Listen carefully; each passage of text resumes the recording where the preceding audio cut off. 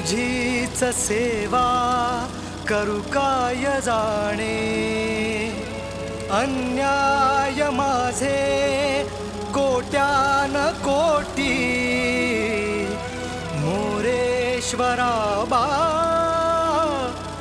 तू घाल पोटी. डम डम डम डम डमरू वाजे, डमरू वाजे, डमरूच्या तालावर बाप्पा नाचे.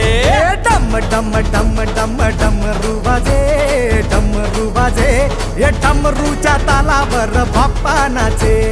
तड तड तड तड ताशा वाजे, तड तड तड तड ताशा वाजे, ये तड तड तड तड तड तड तड तड ताशा वाजे, तड तड तड तड तड तड तड ताशा वाजे.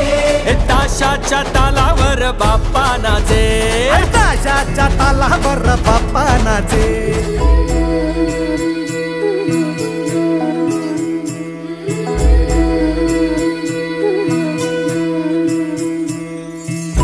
मंगलकारी जगत अधिकारी, कर्मरूपी वाटेवरचा तू पालनहारी. नमस्कार, माझं नाव मूर्तिकार अनिकेत रामदास शेवाळे. मी एक पेशाने मूर्तिकार असून मी गणपतीच्या, शाडू मातीच्या, पीओपीच्या अशा सर्व काही मूर्त्या बनवतो. जी अशी म्हणजे आपण म्हणतो ना फेमस मंडळ आहेत बऱ्यापैकी, त्याच्यामधलंच हे विद्याविहारचा लाडका एक मंडळ आहे. सो त्या मंडळाचं मला काम करायची संधी मिळाली होती आणि स्पेशल म्हणजे एक 50वं वर्ष होतं त्यांचं. त्या 50व्या वर्षात मला काहीतरी वेगळं करून दाखवायचं होतं. सो ते एक गोष्ट होती आणि तो एक माझ्यासाठी पण एक टास्क होता. तो टास्क आपण म्हणजे मी माझ्या टीमने पूर्ण करण्याचा एकदम व्यवस्थित प्रयत्न केला आणि छान झाली मूर्ती ती.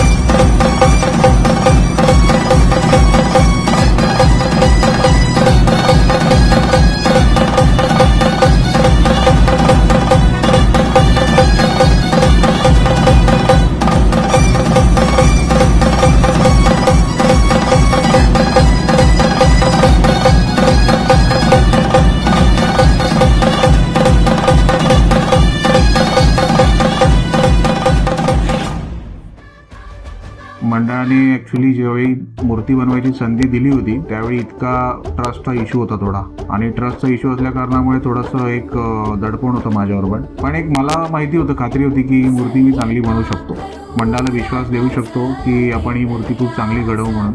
तर त्याचवेळी ज्यावेळी मूर्ती तयार झाली त्यावेळी एक असा किस्सा घडला की म्हणजे ती असं मला असं वाटतं की तुम्हाला कलेची पावती मिळाली असं मला वाटतं.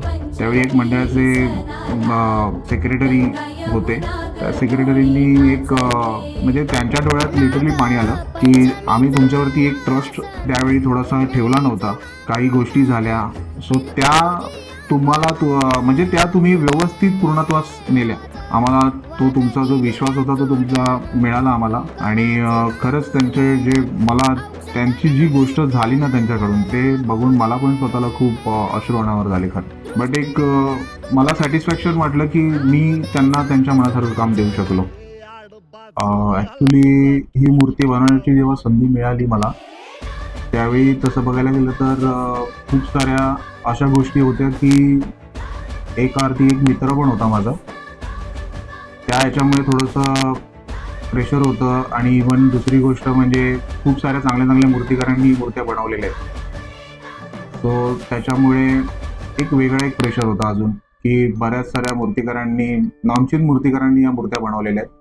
त्याच्यामुळे 50व्या वर्षाची नेमकी मूर्ती मला मिळाली. सो ती मूर्ती कशी घडवावी, काय घडवावी हा थोडा प्रेशर होता आणि त्या ह्याच्याने अनुषंगाने आपण ती मूर्ती बनवली आणि मंडळाच्या बऱ्याचशा कार्यकर्त्यांनी चांगला सपोर्ट केलेला आहे. इव्हन त्याच्यामध्ये एक माझा मित्र आहे नोवेल, तो त्याच्याकडून पण चांगला सपोर्ट झाला. इव्हन बाकीही कार्यकर्ते खूप चांगल्या पद्धतीने त्या लोकांनी सपोर्ट केलेला आहे. गोकुळात रंग खेळतो श्रीहरी, गोकुळात रंग खेळतो, रंग रंग खेळतो श्रीहरी.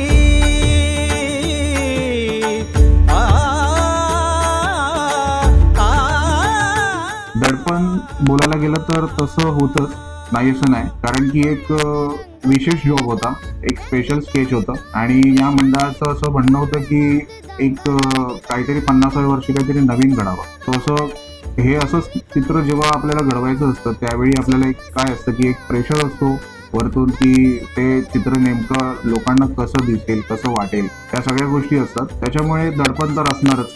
तो ते काही वेगळं नाहीये, प्रत्येक मूर्तिकाराला त्याचा अनुभव घ्यावा लागतो. की या मूर्तीसाठी आजपर्यंत कधी मोठी बॉडी यूज केलेली नव्हती. तो एक टास्क होता, कारण की यांच्या गल्लीचा टास्क होता. त्या गल्लीमधून तेवढा गणपती पास करणं एक मोठी गोष्ट होती. ती गोष्ट व्यवस्थित होणं खूप गरजेचं होतं आणि त्याच निमित्ताने दुसरी गोष्ट म्हणजे त्याच्या मागची प्रभावळ, जी प्रभावळ फक्त आपल्याला एक दाखवायची होती जस्ट, पण ती तेवढंच त्या ह्याच्यातून पास होणं पण तितकंच गरजेचं होतं.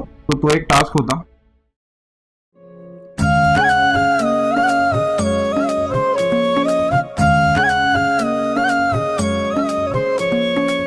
देवा तुझ्याच साठी उघडून दार, वाट पाहून झाली फार.